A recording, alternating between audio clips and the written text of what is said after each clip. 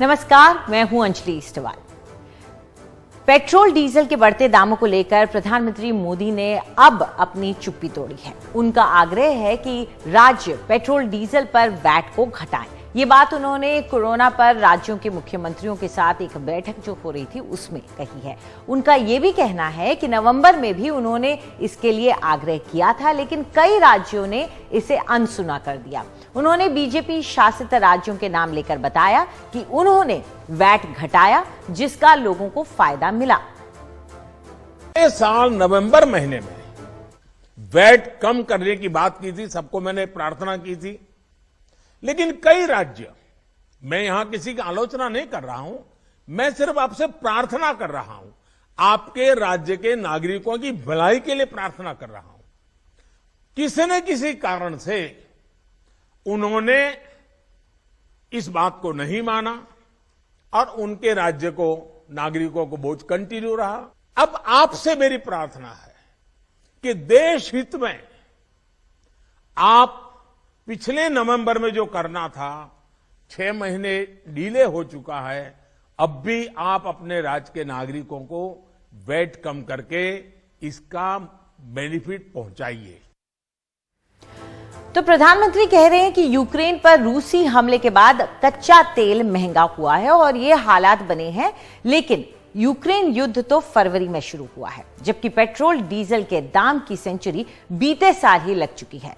सच तो यह है कि यूपी सहित कई राज्यों में चुनावों को देखते हुए सरकार ने अचानक पेट्रोल डीजल कुछ सस्ता कर दिया था, लेकिन उसके पहले और बाद लगभग एक जैसे हालात रहे हैं। ऐसा भी नहीं है कि राज्य ज्यादा टैक्स वसूल रहे हैं और केंद्र अपने टैक्स में नरमी दिखा रहा है। आंकड़े कुछ और कहानी कहते हैं। एक नजर डालते हैं इन आंकड़ों पर। मार्च 2015 से अक्टूबर 2021 के बीच पेट्रोल पर एक्साइज ड्यूटी 200% बढ़ गई, जबकि इसी दौरान अगर हम डीजल पर लगी हुई एक्साइज ड्यूटी, जो कि केंद्र सरकार का कर है, एक्साइज का रेवेन्यू केंद्र सरकार को जाता है, वो 600% बढ़ाई गई थी। लेकिन राज्यों में अगर वैट की बढ़त को देखें तो वो इतना नहीं था। मसलन अगर हम दिल्ली की बात करें तो इसी दौरान पेट्रोल पर 97% वैट बढ़ा था। वहीं डीजल की बात करें तो डीजल 118% उस पर वैट बढ़ा था। कमाई का हिसाब भी यही बताता है कि केंद्र ने अंतर्राष्ट्रीय कीमतों में नरमी पर जनता को राहत न देते हुए भरपूर कमाई की थी, जबकि राज्यों का हासिल कम ही रहा था। तो अगर हम 2014-15 की बात करें तो तेल से कुल राजस्व उस वक्त 1.37 ट्रिलियन रुपए था।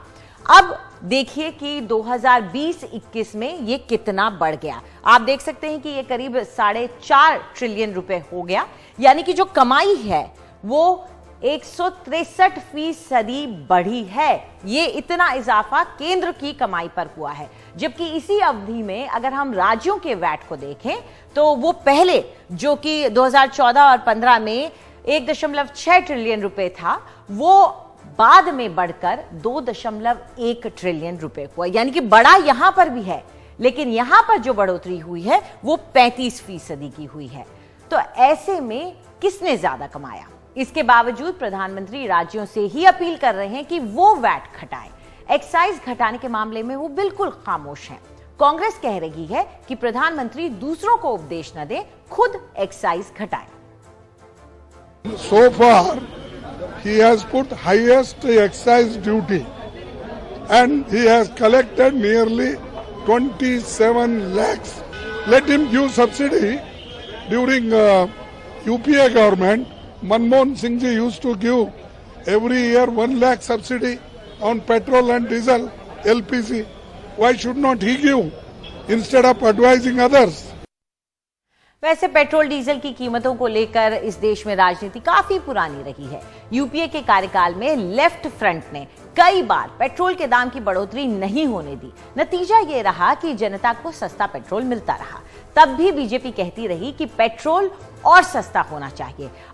तब अंतर्राष्ट्रीय बाजार में कच्चे तेल की कीमत बिल्कुल आसमान पर थी, लेकिन जैसे ही बीजेपी सत्ता में आई, कच्चे तेल के दाम में नरमी का लाभ जनता को मिलना बंद हो गया। उस वक्त कच्चे तेल के दाम गिरे, लेकिन उसका फायदा जनता को नहीं मिला। 26 मई 2014 को जब प्रधानमंत्री मोदी ने पहली बार शपथ ली, तब कच्चा तेल 108 रुपए के पार था। आप देख सकते हैं, $108 प्रति बैरल के पार था।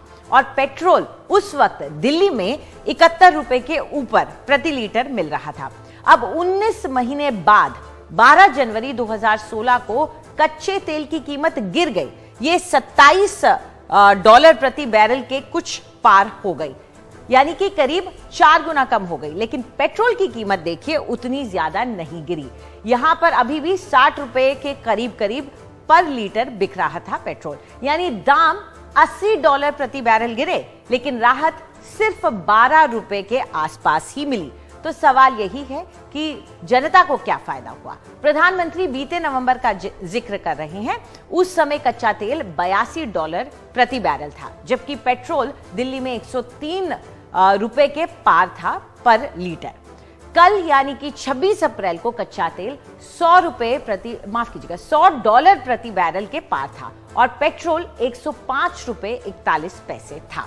यानी जनता जब बिल्कुल पेट्रोल के दाम से पिस रही है, तब प्रधानमंत्री केंद्र और राज्य की कमाई देख रहे हैं और राज्यों के ऊपर ये बोझ डाल रहे हैं। जबकि इस दौरान कई बार बात हुई कि पेट्रोल को भी जीएसटी के दायरे में लाया जाए, लेकिन इसके लिए शायद न केंद्र तैयार होगा और न ही राज्य राजी होंगे। मामला मुनाफे का जो है, लेकिन इस मसले पर कांग्रेस और बीजेपी आपस में उलझे हुए हैं।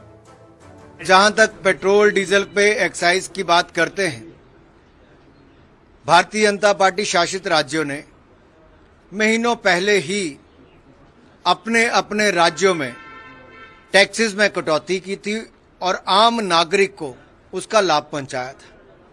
कर्नाटक को 5,000 करोड़, गुजरात को 4,000 करोड़, बाकी राज्यों को भी हजारों करोड़ रुपए की क्षति उससे हुई। टैक्स की कलेक्शन कम हुई, लेकिन भाजपा शासित राज्यों में आम नागरिकों को उसका लाभ मिल पाया। लेकिन विपक्षी दल केवल केंद्र की ओर देखते हैं, जबकि अपने यहां पर टैक्सेस में कटौती नहीं करते हैं। क्या कारण है? क्या वो अपने राज्य के लोग जिन्होंने उनको सत्ता में पहुंचाया है, उनको लाभ नहीं देना चाहते? During Congress government, excise duty on petrol was 9 rupees 48 paisa per litre. You have raised the excise duty to rupees 27.90 or 28 rupees per litre. When will you roll back excise duty of 18 rupees 18.42 per litre on petrol?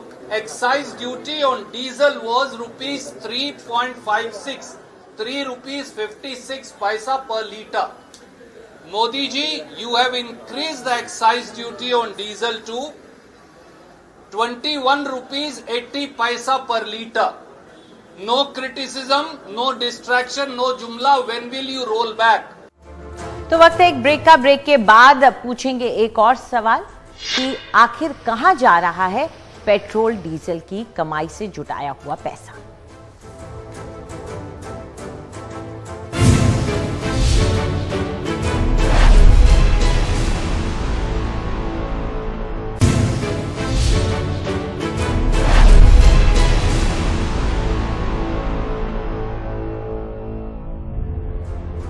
क्या आप जानते हैं कि एक दौर में तेल के बढ़ते दामों को लेकर बीजेपी के नेता चुटकुले भी बनाया करते थे। इन्हें तब के प्रधानमंत्री मनमोहन सिंह की उम्र से जोड़ा करते थे। तब उनकी मांग होती थी कि पेट्रोल डीजल सस्ता किया जाए। लेकिन 2014 के बाद अचानक बीजेपी और उनके समर्थकों ने नया अर्थशास्त्र पढ़ लिया। उनकी दलील है कि तेल से जो कमाई हो रही है, उसका फायदा विकास की योजनाओं में हो रहा है। आखिर सरकार बुनियादी ढांचे पर ही तो खर्च कर रही है, लेकिन सच क्या है? तेल की ये जो ट्रिलियन रुपए की कमाई है, वो जा कहां रही है? इसको लेकर सरकार के बयान भी बदलते हुए नजर आते हैं और ऑडिटर जनरल की रिपोर्ट भी सवाल खड़े कर रही है। अक्टूबर 2020 में केंद्र सरकार ने कहा कि पेट्रोल डीजल पर टैक्स बढ़ाकर कोविड राहत के लिए अतिरिक्त रकम जुटाएंगे। और मार्च 2022 में लोकसभा में सरकार के सामने यह सवाल आया कि क्या वो पेट्रोल की कमाई को मुफ्त टीकाकरण के लिए इस्तेमाल कर रही है, क्योंकि उसने ये सेस लगाया था। तब सरकार ने जवाब दिया कि पेट्रोल डीजल के एक्साइज से आने वाली रकम बुनियादी ढांचे और विकास के कार्यक्रमों में खर्च की जा रही है। लेकिन मामला बस इतना नहीं है। ये अब भी साफ नहीं है कि सरकार वाकई तेल की कमाई का क्या कर रही है। इस पर भी कई बातें सामने आ रही हैं। 2021 में सीएजी की रिपोर्ट अगर हम देखें तो उसमें कहा गया कि 2009-10 से 2019-20 के बीच कच्चे तेल पर 1 ट्रिलियन रुपए से ऊपर का सेस वसूला गया, लेकिन इसमें से एक भी पैसा ऑयल इंडस्ट्री डेवलपमेंट बोर्ड यानी कि OIDB को नहीं गया। इसके पहले पेट्रोलियम और प्राकृतिक गैस पर संसद की स्थायी समिति ने कहा कि सेस के तौर पर आया पैसा वित्त मंत्रालय को जा रहा है। ये ऑयल इंडस्ट्री डेवलपमेंट बोर्ड के कानून के खिलाफ है। इसे बनाया गया था इस सेक्टर के विकास के लिए। वित्त मंत्रालय ने जवाब दिया कि जो बहुत सारी योजनाएं चल रही हैं इंफ्रास्ट्रक्चर की और फलाना, उनसे तेल उद्योग का भी विकास हो रहा है, जो OIDB का एक नियम है। सीएजी ने कहा कि कच्चे तेल के सेस का आम टैक्स पूल के हिस्से के रूप में इस्तेमाल उसके मकसद को ही बेमानी बना डालता है, क्योंकि इसका मकसद किसी खास इस्तेमाल के लिए ऐसा फंड बनाना है जो लैप्स न करे। तो कुल मिलाकर अब तक ये साफ नहीं हो सका है कि सरकार दरअसल तेल की इस कमाई का कर क्या रही है। लेकिन इतना जरूर साफ है कि राज्य केंद्र पर और केंद्र राज्य पर लगातार बढ़ती हुए दाम का ठीकरा फोड़ते रहते हैं। तो फिलहाल आज इतना ही। नमस्कार।